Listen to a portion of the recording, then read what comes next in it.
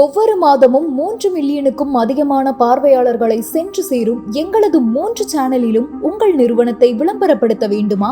கீழே உள்ள எண்ணை தொடர்பு கொள்ளுங்கள். சரி, நம்ம கம் டு தாவேக்காக்கு வருவோம். இவ்வளவு நேரம் நாங்க சீரியஸா பேசிட்டு இருக்கோம். இப்போ நம்ம நகைச்சுவையா பேச போறோம். அதை நினைக்கும் போது எனக்கு ரொம்ப சந்தோஷமா இருக்கு. அதாவது பாருங்க, காலம் எப்படி மாறிடுச்சு பாருங்க. ஊர் உலகமே லெஜண்ட் சரவணான்னு சொல்லி அவரை நகைச்சுவையா பேசிட்டு இருந்தாங்க. விஜய் படம்லாம் வேற லெவல் பேசிட்டு இருந்தாங்க. இப்ப விஜயை நம்ம காமெடியா பேசுறோம். ஆமா, ஏன்னா இப்பதான் புரியுது உண்மையான மனுஷன் யாருன்னு. ஆமா, சரி, அப்ப தாவேக்கா சொல்லுங்க. ஆரம்பிச்சிடுமா? லீடர் கூட வந்து விடும் போல இருக்கிறதே, ஜனநாயகன் வராது போல இருக்கிறது. ஓகே, அதாவது எங்க அண்ணன் விஜய்க்கு கோர்ட்டு வீடு எல்லாருக்கும் சரி, தாத்தா அங்கிள் விஜய்க்கு கோர்ட்டு வீடுன்னு தொடர்ச்சியா நடக்கிற அங்கிளுங்க மாமானாலும் ஓகே தாங்க. ஒன்று கரூர் சம்பவத்துக்காக வழக்கு அது இதுன்னு ஓடுறாரு.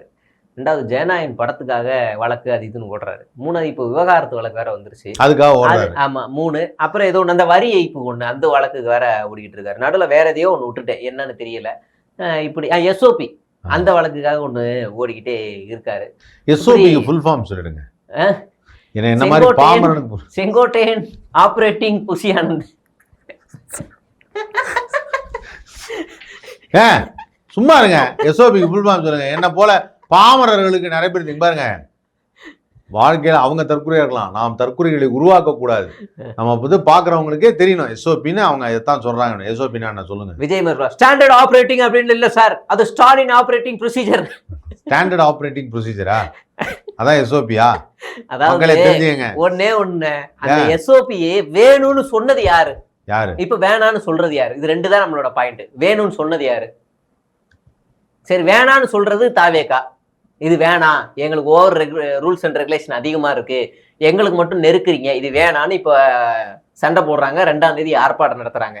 அப்ப வேணும்னு சொல்லி ஒருத்தன் வழக்கு போட்டிருப்பான்ல, அவன் யாரு? பாஜக இல்ல, சொல்லுங்க. யார்? நீங்க சொல்லுங்க, லைனா எல்லாரையும் சொல்லுங்க. அதேதானா? புசி ஆனந்தா? இந்த மாதிரி ஊர் உலகத்துல இல்ல ஒரு தற்கொலை கூட்டம் இங்க வேணும்னு இவங்க தான் போட்டாங்க, வேணான்னு இவங்க தான் நிக்கிறாங்க. ஏன்னா நாங்க போட்டோம், ஆனா தீர்ப்பு எங்களுக்கு சாதகமா வரல, அதனால வேணாம். உண்மையிலே அது ரொம்ப வருத்தமா இருக்குதுங்க. அதாவது அதான் சொன்னேன்ல, ஒரு நம்மளுடைய நிலைமையில ஏற்ற இறக்கங்கள் இருக்கும்ல. எப்போ அவரு டைலாக் அவருக்கே ரிப்பீட் ஆயிடுச்சு. வாழ்க்கையில எப்போ வேணாலும் கீழே இருக்கும், மேல இருக்கும், கீழே போலாம் அப்படின்னார்ல. இப்ப அவரு சரசன இன்னொரு விஷயம் கவனிச்சிங்களா? பல ஆண்டுகளா 33 ஆண்டுகளா திரைத்துறையில இருந்து ஒரு இமேஜ்னு ஒன்று டெவலப் பண்ணி வச்சிருப்பாங்க. அந்த இமேஜ் எப்போ வரைக்கும் இருக்கும்னா அது பிரேக் ஆகாத வரைக்கும் தான். என்ன பிரேக்? ஃபேமிலியா இல்ல எனிதிங். அதாவது என்னன்னா, இப்போ ஒருத்தர் வந்து பேசாமே இருக்கு. இப்போ கடவுள் எப்படி? இப்போ ஒன்றும் இல்லை, இப்போ கடவுளை நம்ம சாமி கும்பிட்றோம், கடவுள் நம்மகிட்ட நேராக பேசுறது இல்லை, அதனால தான் கடவுள் இன்னும் நம்புறோம். நல்லா கேட்டுக்கங்க. இதே டெய்லி வந்து வாரத்துக்கு ஒரு தடவை முருகர் சிவன்லாம் வந்து பேசிட்டு போயிட்டாருன்னா, போன வாரம் நல்லா பேசிங்க, இந்த வாரம் சரியில்லை அப்படின்னு ஆரம்பிச்சிடுவாங்க. புரியுதா உங்களுக்கு? அது மாதிரி இமேஜ் பில்டிங்கிறது என்னன்னா, வருஷத்துக்கு ஒரு தடவை தான் கடவுள் வெளியில் வருவார், ஒரு சுற்றிட்டு போவார். இதுதான் எல்லா கோயிலையும் பண்ணுறாங்க. அப்போ தான் அந்த இமேஜ் பில்டப் ஆகும். அதுதான் எல்லார் மனதிலையும் இருக்கும். அப்போ விஜய் டெய்லி வந்தால் அவரை அடிக்க ஆரம்பிச்சிருவீங்க. டெய்லி வந்து உளறிட்டு இருக்காப்லப்பா. அப்படியே அவர் வரலன்னா அவர் வந்து வந்தா போதுங்கிறீங்க. மற்ற நேரத்துலலாம் இங்காரு இப்படியே பார்த்துட்டு தலைவன் ஏதோ யோசிக்கிறாப்புல போல வாயை திறந்தா, அதாவது என்னன்னா, இது என்ன வாய், இது என்ன நார வாயுதுங்கிற மாதிரி இருக்கு, ஒண்ணுமே தெரிலங்கிற மாதிரி இருக்கு. பல ஸ்டன் மாஸ்டர் பல பேர் சினிமா துறையில் Vijay sir is very great, Vijay sir அது என்ன இப்பதான் தெரியுது அந்த கிரேட் என்ன ஏதுங்கிறதெல்லாம் அரசியல் வந்ததுக்கு அப்புறம் தான் தெரியுது எனக்கு. சரி இல்லப்பா, இவரு விஜய் பத்தி நீங்க எப்படி பேசுறீங்க அப்படின்னு நிறைய பேர் என்ன கேட்குறாங்க. அப்போ வந்து யாரெல்லாம் பேசுறா அப்படின்னு பார்த்தா யாருமே பேசுறது இல்லை. இப்போ கூட ஒரு இஷ்யூக்கு இந்த சங்கீதா அவங்களோட இஷ்யூக்காக வந்து வழக்கமாக நம்ம பயில்வானன் பேசுவார்ல, இது இந்த மாதிரியான விஷயம் நாம் ரொம்ப கேள்விப்பட்டிருக்கோம், இதை தவறுன்னு சொல்ல முடியாது, தவறு இல்லைன்னு சொல்ல முடியாது, நான் என்ன சொல்றேன்னா அப்படின்னு சொல்லி அவர் வழக்கம். எனக்கு வந்து அமௌண்ட் வரல, வந்துருச்சுன்னா நான் அவருக்காக பேசுவேன், ஆனா புஷியா பிசிமிக்கு கொடுக்குறாங்க, எனக்கு கொடுக்கல. அதான் மேட்ரு. ஆக்சுவலா என்னன்னா, அவர் வந்து என்னை பத்திலாம் வீடியோ போட்டிருந்தாரு. என்னை பத்திலாம் பயில்வானன் பேசுறாரு, விஜய் பத்தி பேச மாட்டேங்கிறார். அவன்ட்டு வர வேண்டிய வந்து எல்லாம் மேல இருக்கவும் பாத்துக்குவான். என்ன அந்த மாதிரி இவரை பத்தி இப்போ வந்து பேசுறதுக்கு ஃபர்ஸ்ட் இண்டஸ்ட்ரியில இருக்கவங்க எல்லாம் யோசிக்கிறாங்க, சப்போர்ட்டும் பண்றாங்க. சில பேர் சப்போர்ட் பண்றாங்க, சில பேர் வந்து நல்லா வாருவார்னு வர்றாங்க. இதெல்லாம் நடந்துட்டு இப்ப விஜய் 4 வழக்கு வந்துருச்சு. அவங்க அப்பா உண்மையிலேயே இருந்திருந்தாருன்னா கூட இருந்திருந்தாருன்னா என்ன சொல்லுவார் அவரு? என் பையனை இந்த மாதிரியான சிச்சுவேஷன்ல இருந்து வெளியில கொண்டு வரணுங்கிறது தான் என்னுடைய ஒரே எண்ணம். அந்த எண்ணம் அவர் அந்த இடத்துல கொண்டு போய் சேர்த்தா எல்லாம் அந்த கர்மாந்திரம் புசியானது மட்டும்தான் இருக்கா. அவரு கொண்டு போய் சேர்த்து நீங்க கட்சி ஆரம்பிக்கும் போது நான் தான் தம்பி கூட இருந்தேன், நான் இருக்கேன்னு, நீ வேணாம். பொதுவாகவே மகன்களுக்கும் அப்பாக்களுக்கும் ஒரு சின்ன சலசலப்பு இருக்கும். வயதிற்கு வந்த பிறகு ஒரு வயதில், வாலிப வயதில் அப்பா சொல்றதை கேட்க மாட்டாங்க, அது தெரிஞ்ச விஷயம். பட் இருந்தாலும் புசியானந்த் வந்து ஏதோ பண்ணுவார், கொஞ்சம் அனுபவம் இருக்குன்னு நினைச்சேன். பட் இது வரைக்கும் நான் அப்படி ஒரு ப்ரொடக்ஷன் மேனேஜரை கூட பார்த்ததில்லை. அவங்கெல்லாம் கூட மிகச்சிறந்த அறிவாளிகள். அவங்கெல்லாம் வந்து அவங்கள்ட்ட விட்டா கூட அதை கரெக்டாக பண்ணியிருப்பாங்க. என்னுடைய பையனுடைய நிலைமையை நினைச்சு பார்க்கும்போது பையன் ஒரு சினிமால கூட சொன்னாரு, இது ஒரு அண்டர் கவர் கரண்ட் மாதிரி. அப்படி உங்க பையன் சொன்னாரு, இந்த மாதிரி அப்பா பேச்ச நான் கேட்க மாட்டேன், அப்பாவுக்கு ஒரு பேச்சுனா எவன் பேச்சையும் கேட்க மாட்டேன்னு. இன்னைக்கு எல்லா பேச்சையும் கேட்கிறாரு, அப்பா பேச்சு கேட்க. அந்த டயலாக்கை எழுதி கொடுத்தவனை தான் தேடிட்டு, அது யாரு எழுதி கொடுத்தான்னு தெரியல. சரி, ஏன்னா என் பையன் சின்ன வயசுல சொன்னேன், ஃபர்ஸ்ட் படம் நடிக்கும் போது, தம்பி டயலாக்கை நல்லா சொல்லணும்னு சொன்னேன். அவன் டயலாக்கை சொன்னதோட நிறுத்திருக்கலாம். அப்பெல்லாம் விட்டுட்டு இப்ப டயலாக் சொன்ன மாதிரியே வாழ்ந்துட்டு இருக்கான். அது டயலாக்டா, இது லைஃப்டானா புரிஞ்சுக்க மாட்டேங்க. இது வேற வாய்ஸ் வருது நடுவில் என்ன வேணாலும் வரும். கொஞ்ச நேரம் ஆனா சரோஜா தேவி அந்த வாய்ஸ் வருது, கொஞ்ச நேரம் ஆனா சரோஜா தேவி வாய்ஸ் கூட வரும். கமல் சாரா நீங்க சொல்லுங்க, நீங்களும் அரசியல் சினிமால இருந்து அரசியல் தெரியும், ஒரு நல்ல இடத்துக்கு வந்துட்டீங்க. விஜய் சார் இப்படி பல பிரச்சனைகள்ல மாட்டிக்கிட்டு இருக்காரு, அவர் ஏதாவது சொல்லி காப்பாற்ற வேண்டியதானே? பிரச்சனைகளை சமாளிப்பது என்பது ஒரு சாதாரணமான விஷயம் இல்லை. பிரச்சனை என்பது நாம் நன்றாக இருக்கும்போது வரும் இடையூறாக கருதக்கூடும். அந்த இடையூரைத்தான் நாம் பிரச்சனை என்று சொல்கிறோம். பிரச்சனை என்று உங்களுக்கு தெரியாது, வெளியில் பார்ப்பவர்களுக்கு, அவர்கள் பார்வைக்கு அது பிரச்சனையாக தெரியும். நான் பேசுவது எனக்கு புரியும், ஆனால் உங்களுக்கு புரியாது. விஞ்ஞானி, அது ஒரு விஞ்ஞானி. நாசாவில் கூட இப்படி ஒரு பிரச்சனை ஒன்று எழுந்தது. அதற்கு ஏன் நாம் தாவேகா என்று பெயரிடக்கூடாது என்று யோசித்தேன். உண்மையிலேயே வந்து தாவேகாவை காப்பாற்ற வேண்டியது யாரு? நாசா தான். நாசாவா? நாசா தான், வேற என்ன பண்றது? ஏன்னா இப்ப அவனுக்கு யோசிப்பானுங்க. நாசால அமெரிக்காவுக்கு நேரம் நியூஸ் போயிருக்கோம், நியூஸ் போனோம்னா யோசிப்பாங்க. அவங்க அந்த வார் இதெல்லாம் போறதுனால கொஞ்சம் அதுல கொஞ்சம் மெயின்ல இதுல இருக்காங்க. இல்லைன்னு வச்சுக்கலாம், don't worry, we'll just prepare on satellite for Vijay to take care of Taveka. We'll update from the morning. மேலிருந்து பார்ப்போம். We'll just take the turquoise. எவனோ ஒருத்த மேடையில சொன்னாங்க, டிபேட் ஷோல ஒரு வாட்டி விக்ரவாண்டி மாநாடு நடக்கும்போது நாசால இருந்து பார்த்தாங்களாம் வில்லியம் ஸ்மித்தா, வில்லியமா சரினா சுனிதா வில்லியமா, சரி சரினா வில்லியம், சுனிதா வில்லியம் மாட்டாங்க. அவங்க வந்து அவங்களாம் பார்த்துட்டு அங்க என்ன இந்தியாவில் அந்த அந்த இடத்துல மஞ்சள் கலர்ல அதிகமா தெரியுது அப்படின்னு கூட that is TVK மாநாடு, this is new party, this is the top most hero is founded new party அப்படின்னு அந்த மஞ்சள் கலர்ல தெரியுதா? டிபேட்ஸ்ல ஒரு ஆள் சொன்னாருங்க, வேறதாவது பார்த்துருப்பாங்க. ஏன் உயிரை வாங்குறீங்க? மஞ்சள் கலர்ல திமிங்கலத்துக்கு ஏதாவது பெருசா மஞ்சள் கலர்ல பார்த்து அவங்க சொல்லி அந்த ஆள் வேற பேசினார். உண்மையிலேயே அந்த டைம்ல தாவேகா சார்பா டிபேட்ல பேசுனாங்க, எல்லாரும் பயங்கர இன்டெலெக்சுவலா பேசினாங்க. தீண்டாமை வந்து தீப்பந்தம் கொடுத்துன்னு விஜய் அன்னைக்கே பேசிட்டாரு. அப்புறம் வந்து என்னது வேற என்னமோ ஏதோ ஒண்ணு வாயில வசம் எடுத்து வைக்க. அது மாதிரி அடுத்து இன்னொருத்த வந்து ஒரு ஆள் வந்து பேசினாரு, காரைக்காலுக்கு அமித்ஷா வரும்போது, இது ரீசெண்ட், அமித்ஷா வரும்போது கறிக்கடையை மூடுனாங்க அப்படின்னு நம்ம சைடு ஒரு தோழர் ஒருத்தர் பேசிக்கிட்டு இருக்காரு. மாடர்ன் தமிழ்நாட்டில் பேசக்கூடிய ஒரு தோழர் பேசிக்கிட்டு இருக்காரு, நம்ம காமேஷ்.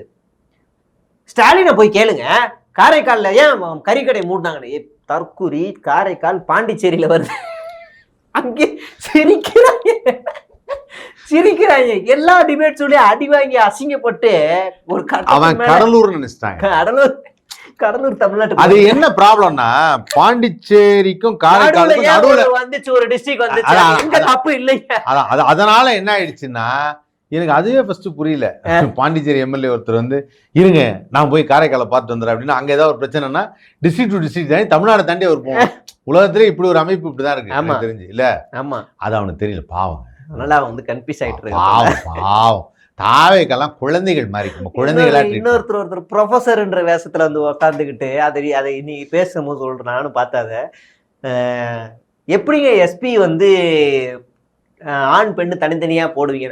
நாங்க ஒவ்வொரு மாவட்டத்துக்கும் 2 எஸ்பி ஆண் பெண்ணு 2ஆ போடுவோம். எனக்கு தெரிஞ்சு யாராவது ஒரு எஸ்பி போய் ஒரு ஊமை குத்தா குத்துவாங்க இப்போ. அதாவது வெளியில சொன்ன குன்றுண்டா ஒண்ணு உனக்கு எஸ்பியோட வேலை என்னன்னு தெரியுமான்னு. ஏன்னா எவ்வளோ ஒரு மென்டல் ப்ரெஷரான ஒர்க்கு தெரியுமா? ஆமா, காவல்துறையை ஹேண்டில் பண்ற மென்டல் ப்ரெஷர் மாதிரி வேற எந்த டிபார்ட்மெண்ட்டுக்கும் கிடையாது. ஏன்னா காவல்துறை அதிகாரிகள் எண்ணிக்கை கம்மி. ஆமா, 8 கோடி பேர் மக்கள் இருக்கோம்னு வச்சுங்க தமிழ்நாட்டுல. 27,000 சில்லறை என்னமோ தான், அவ்வளவுதான் இருக்காங்க. அவ்வளவுதான் இருக்கு. அதுலலாம் வந்து சில சமயத்துல நான் யோசிப்பேன், காவல்துறை அதிகாரிகள் சொல்லும்போது பந்தோபஸ்துக்கு நிப்பாங்கல்ல, ஒரு தூணுக்கு இன்னொரு தூணுக்கு நடுநடுல நிப்பாங்க தெரியல, ஒரு காம்பவுண்ட்ல நிப்பாங்க. அந்த மாதிரி பந்தோபஸ்து போது லேடிஸ் நிறைய பேர் நிப்பாங்க. அப்படிலாம் காலையிலேருந்து சாயங்காலம் நடத்த நிற்க முடியாது. அவ்வளோ கஷ்டம். அது இருக்கலே கஷ்டம். நான் இன்னும் சொல்ல போனா இது வந்து அவங்கள பத்தி புகழாரம் சொல்றதுக்காக கிடையாது. நீங்க சும்மா ஒரு இடத்துல வந்து உங்களால நின்றுகிட்டே பேச முடியாது. ஆனா ஒரு டிராபிக் கான்ஸ்டபிள் வந்து வெயில்ல நிப்பாரு. இவன் இன்னும் ஒரு எவ்வளவு சாதாரணமா அவங்க எல்லாம் எவ்வளவு கஷ்டப்படுறாங்க. ஏற்கனவே அவங்களுக்கான அங்கீகாரம் கிடைக்கலன்னு நிறைய இருக்கு. ஆமா, நான் ஒரு டிராபிக் போலீஸை அடிக்கடி நோட் பண்ணுவேன். கரெக்டா டிஜிபி ஆஃபீஸ் எதிரில் சிவாஜி சிலை வாசல்ல மணிகுண்டு கீழே ஒரு நல்ல ஸ்மார்ட்டா இருப்பார். அவரு பாடி லாங்குவேஜே டிஃப்ரெண்டா இருக்கும். ரொம்ப எங்கா இருப்பாரு. அவரு உச்சி வெயில் மண்டை காய், என்னால 5 நிமிஷம் அந்த வெயில் நிக்க. ஆனா அவர் அந்த ஆக்டிவா அதை பண்ணும்போது என்ன ஆகுன்னா, நம்மளோட அந்த உச்ச டென்ஷன்லாம் அவரை பார்க்கும்போது இதுதான் மனுஷன் அதை அப்படி இறக்கி விட்டுருவாரு. 2வது நான் மெட்ராஸ் யூனிவர்சிட்டி தான் படித்தேன். அங்கே பந்தோபஸ்து சிஎம் வருவாங்கல்ல, அப்போ லேடி போலீஸ் அங்கே நிற்பாங்க. எங்கே லைட் ஹவுஸில் ஆரம்பித்து தலைமைச் செயலகம் வரைக்கும் நிற்பாங்க. அவங்க எல்லாரும் அசம்பிள் ஆகிற இடம் எதுனா மெட்ராஸ் யூனிவர்சிட்டியில் விக்டோரியா மால்னு ஒன்று இருக்கும்.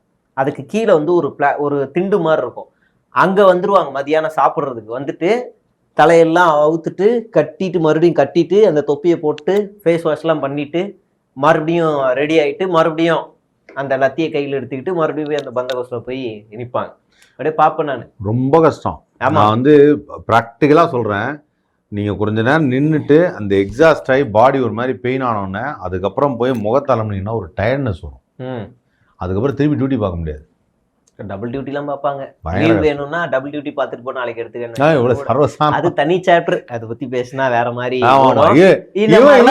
கஷ்டம்லாம் இருக்கு. இவர் 2 எஸ்பி அமைப்பேன், வேல்நாச்சியார் படம் அமைப்பேன், சாரோட்டோல பட்டன் வைப்பேன், முட்டு சந்திர கேமரா வைப்பேன். முட்டு சந்திர கேமரா வைக்கிறது நல்லதுதான், வரவேற்கிறோம், நல்ல விஷயம்தான். நீ வந்து அவங்களே நீ என்னன்னா இதை யாரு சொல்றதுன்னு ஒண்ணு இருக்குல்ல. இங்க ஏற்கனவே 3 ஃபோர்ஸ் இருக்கு. வேல்நாச்சியார் படம் அப்ப ஆமா அஞ்சலியம்மாள் நீதிமன்றம் தனியா ஒரு நீதிமன்றம். அப்ப மகிழா நீதிமன்றம். அது நாங்க சொல்றது மகளிருக்கு. அப்ப மகிழா நாங்க சொல்றது மகளிருக்கு. ஐயோ என்னடா கான்செப்ட் பாருங்க. போர்டு மாத்துவாரு. நேரா போய் ட்ரிப்ளிகல்ல எல்லி ஸ்டோர்ல கொடுத்தானா போர்டு மாத்திடுவாங்க. போர்டு மாத்தி புது டிசைன் போடுவாங்க. இப்ப ஒண்ணு சொல்றேங்க, லைட் எல்லாம் போடுறவா தலைவா அப்படின்னு. சர்வதேச மகளிர் தினம் இதை எப்படி கொண்டாடணும்? சர்வதேச மகளிர் தினத்துக்கு மகளிர்களுக்கெல்லாம் வாழ்த்து தெரிவிக்கணும். தாவேகா சர்வதேச மகளிர் தினம் எப்படி கொண்டாடணும்? மகளிர்களுக்கெல்லாம் ஏதாவது சிறப்பு பரிசு எல்லாரையும் கூப்பிடணும். கட்சி செயலாளர், பொதுச் செயலாளர் எல்லாருக்குமே கூப்பிடணும். ரகசியமா நடத்தி கேள்விப்பட்டிருக்கீங்களா? மகளிருடன் ரகசியம் வேண்டியிருக்கு. அப்படிதான் நடத்துறாங்க. என்ன கேட்டேன், எந்த ப்ரூஃபோட காட்டுறேன். நாமக்கல் மகளிரோட என்ன ரகசியம் வேண்டியிருக்கு? சர்வதேச மகளிர் தினங்க நாமக்கல்ல நடத்தியிருக்காங்க. நாமக்கல்ல சர்வதேச மகளிர் தினம் ஒரே ஒரு இடத்துல பேனர். இது வேற ஏதாவது நிகழ்ச்சியா இருந்துச்சுன்னா 10 நாளைக்கு முன்னாடியே அரை மணி நேர நிகழ்ச்சிக்கு ஒரு 100 ரீல்ஸ் இறக்கிருப்பாங்க. அதே நாமக்கல்ல நடத்துனாங்க. கேளுங்க, அந்த நாமக்கல் செயலாளர் தான் ஒரு முஸ்லீம் பொண்ணு வீட்டுக்குள்ள போய் பெட்ரூம்ல மாட்டினார்ல ஒருத்தர், ஞாபகம் இருக்கா? கட்சியில இருந்து நான் எடுத்துட்டேன்னாங்கல்ல, அவர்தான் இதுக்கு மெயின் ரோல். அவர் தலைமையில தான் இது நடக்குது. இதை ஆர்கனைஸ் பண்ணது சீனிவாசன் ஒரு ஆளு. சீனிவாசன் தான் நினைக்கிறேன். அவர் வந்து நல்லா வழுக்கு தலையா இருப்பாப்புல, ஒரு 55 வயசு இருக்கும். தாவேக்காவில் அப்போ அவர் எந்த அமைப்புல இருப்பாரு? சும்மா ஒரு தோராயமா சொல்லுங்க. ஒரு வழுக்கு தலைவர், ஒரு 55 வயசு இருக்கும். 55 வயசுனா என்ன மாதிரி அமைப்புல வச்சுக்கலாம் அவரை? ஆட்டோ, லாரி, அந்த மாதிரி ஏதாவது சிஐடி மாதிரி அங்க தொழிலாளர் அமைப்பு, தொழிலாளர் அமைப்பு, இளைஞர் அமைப்பு. இளைஞர் அமைப்புல எப்படி 55 வயசுல அவரை வைக்க முடியும்? ஆனா நாங்க மாணவர் அமைப்புலயே வைப்போம். சரி, வயசு ஒன்றும் பிரச்சனை இல்லை, விடுங்க, எண்ணங்கள் இருந்தா ஓகே தான். அவரு நாங்க மாணவர் அமைப்புலயே வச்சு அவர் அதுல டேய் பசங்களா, நான் அப்ப படிக்கும் போது எப்படி தெரியுமா படிச்சேன், ஏய் நீல் விடாத, அத ரகசியமா மீடியா கூட சொல்லாம ரொம்ப கண்ணுங்க அர்த்தமா வச்சு நடத்தியிருக்காங்க. இந்த செந்தில்நாதன் யாரோட பேக்கப்னா, முன்னாள் IRS அதிகாரி அருண்ராஜ்னு ஒருத்தர் இருக்காரு நாமக்கல்ல. அவர் திருச்செங்கோடுக்கு அடி போடுறாரு, இவர் வந்து ராசிபுரத்துக்கு அடி போடுறாரு, சட்டமன்ற தொகுதி. அவர் திருச்செங்கோடு. நீ என்ன வேணாலும் பண்றா, உன்னைய கட்சியில இருந்து எடுக்க மாட்டேன், நீ இன்னொரு 2 பெட்ரூம்குள்ள போடா, நான் பாத்துக்கிறேன்னு அவர் காப்பாத்திடுவாரு. இங்க இன்னொரு டீம் வருது. இந்த பார்த்திபன் ஒரு நாமக்கல்ல, சேலம்ல ஒரு ஆள் இருந்தார்ல, நான் சரி நீ செஞ்சுட்டேன் இருக்கும். இந்த பார்த்திபன் ஒரு ஆள் மேடையில் ஏறி சல்யூட்லாம் அடிச்சாரு. அவரு தான் வந்து இந்த நாமக்கல்லுக்கு சேலத்துக்கும் பொறுப்பு. இந்த பார்த்திபனுக்கும் இந்த இவரு நம்ம அண்ணன் பெட்ரூம்குள்ள போன அண்ணனுக்கும் செந்தில்நாதனுக்கும் ஆகாது. ஏதாவது ஒரு பேர் வைங்க. செந்தில்நாதன், பெட்ரூம் செந்தில்நாதன், பெட்ரூம் செந்தில்நாதனுக்கும் நம்ம பார்த்திபனுக்கும் ஆகாது. இவர் விசிடி ஞாபகம் இருக்கா? தெரியும். அவர் 2 பேருக்கும் ஆகாது. அவர்தானே? ஆமா. நம்ம எல்லாம் எவ்வளவு நேரம் நிக்கணும்? அவரேதான். இவர் வந்து புஷியானந்த் பேக்கப், இவர் வந்து அருண்ராஜ் பேக்கப். 2 பேருக்கும் சண்டை. இவர் பேனர் போட்டா இவர் போட்டோ போட மாட்டாரு, இவர் பேனர் போட்டா இவர் போட்டோ போட மாட்டாரு. ஆரம்பிச்சாங்களா 2 பேரும் இப்பவே அடிச்சுக்கிட்டு மாறுது. போட்டோ போடுறாங்களா? சில்பா குமார் போட மாட்டாங்க. அவர் தனியா பேனர் அடிக்கிறார். அவர் தங்கச்சி மட்டும் தனியா வச்சு. அது மாதிரி தங்கச்சியை கூட்டு வந்துட்டார் கட்சிக்குள்ள. குடும்ப அரசியல ஒழிப்புன்னு சொல்லிட்டு சில்பா குமார் தங்கச்சியை கூட்டு வந்திருக்காப்ல. ஆதவர்ஜுனோடைய தங்கச்சி அவரு கூட்டு வந்துட்டாரு, கட்சிக்குள்ள கூட்டு வந்துட்டாரு. இனிமே அவங்களும் அரசியலுக்கு வருவாங்கன்னு. இப்ப என்ன கொடுமைன்னா, போன தடவை நான் வந்து உங்க சேனல்லையும் சொல்லியிருப்பேன், இந்த மாதிரி கட்சியில இருந்து எடுத்தவரை வச்சு கட்சி அலுவலகத்தை திறந்தது தெரிஞ்சிருச்சு அப்படின்னு அவங்க கூட்டத்துல உட்காந்து என்ன அசிங்கமா திட்டிருக்காங்க. போடு, அவனுக்கு எப்படி தெரிஞ்சு, அவனுக்கு எப்படி நியூஸ் கொடுக்கும், கேட்டுன்னு கிழிச்சு விட்டுருக்காங்க. இப்ப என்ன நம்ம சொல்ல வரோன்னா, எனக்கு கிடைக்கிற இன்ஃபர்மேஷன்லாம் செந்தில்நாதன், அதாவது IRS அதிகாரியுடைய வம்சாவளியில அதனுடைய பேக்கப்ல வர நம்ம செந்தில்நாதன் இருந்து வருது சோர்ஸ் வருதா, இல்ல புஷியானந்த் கிட்ட இருந்து கீழே இயங்கக்கூடிய நம்ம பார்த்திபன் அவர் மூலியமா சோர்ஸ் வருதான்லாம் நான் சொல்ல மாட்டேன். இது அப்பாற்பட்ட வேற மாதிரியான ஒரு சோர்ஸ். அது உங்க கூட்டத்திலே இருக்கலாம், வெள்ளை சட்டை போட்டிருக்கலாம், வெள்ளை பேண்ட் போட்டிருக்கலாம், அது யாரா வேணாலும் இருக்கலாம். ஏன் அவர் பேரு விஜயா கூட இருக்கலாம், புஷியானந்தா கூட இருக்கலாம். சார் சோர்ஸ் எங்க வருது? விஜய் தாங்க சொன்னாரு. விஜய்க்கே தெரியாதுங்க, விஜய்க்கே தெரியாது. விஜய்க்கே தெரியாம தான் மகளிர் தினம் கொண்டாடுறாங்க, விஜய்க்கே தெரியாம தான் கட்சி ஆபீஸ் திறக்கிறாங்க. அதனால வந்து வாய்ப்பே இல்லை அப்படிங்கிறது. புதிய பாதையே ஏதோ ஒரு படத்துல இல்ல, உள்ளே வெளியேன்னு நினைக்கிறேன். அந்த படத்துல வந்து பார்த்து கொண்ட எல்லாம் சொல்றாரு, எங்க தலைவர் தெரிஞ்சதெல்லாம் ஆவு வேவு மாவு சாவு அப்படின்னா அன்னைக்கு சொன்ன அந்த டயலாக் இருக்குல்ல, அது பயங்கர என்ஜாய்மெண்டா இருக்கும். அந்த மாதிரி இவருக்கு என்னன்னா, எங்க தலைவர் தெரிஞ்சதெல்லாம் 3 விஷயம் தான், அவ்வளவுதான் அண்ணனுக்கு தெரிஞ்சது. பரவாயில்ல, இன்னைக்கு வந்து பல்வேறு தகவல்களை வந்து நம்ம பேசியிருக்கோம்னு நினைக்கிறேன். இதே மாதிரி அடுத்ததுல விறுவிறுப்பாக பல விஷயங்களை பேசுவோம், கண்டிப்பாக விறுவிறுப்பாக பேசுவோம், நல்ல மனிதர்களை பற்றி பேசுவோம் அப்படின்னு நகைச்சுவையான விஷயங்களில் உங்களோடு பகிர்ந்து கொள்வதை நான் பெருமகிழ்ச்சி அடைகிறேன். நிச்சயமாக பேசுவோம் என்று சொல்லி நானும் விடைபெறுகிறேன். நன்றி, வணக்கம். வணக்கம்.